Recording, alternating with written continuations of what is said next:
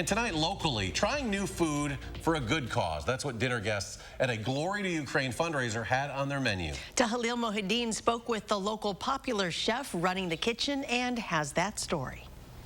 3 on each tray. Chef Jeff Olson is getting ready to treat more than 50 guests to a traditional Ukrainian meal. Just coming up with the recipes, that was the biggest thing. Using his expertise to host a fundraiser for World Central Kitchen's Chefs for Ukraine. One of the things about being a chef is you always try to give as much as you can. You get back by giving. The money raised going directly to the nonprofit, which provides meals across the globe on the front lines of humanitarian crises. They're not part of an agenda. They're not anything. They're just there to feed people. It's all about making people comfortable in times of trial. And the dinner's featured dish, Borscht, which is the classic beet soup.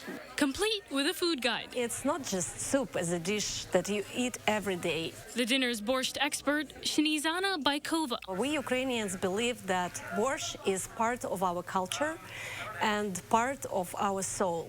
Baikova fled from Ukraine with her 2 children back in March and has been in Madison ever since. From that moment, we started to get to know a lot of people, and we've got huge support. Tonight, she's getting the chance to speak about her culture. Whenever I cook borscht, I put all my soul, all my heart, all my life in it. Telling the story behind the dish, sharing her family's recipe while encouraging people to make it their own. It doesn't matter, do you follow a recipe or not?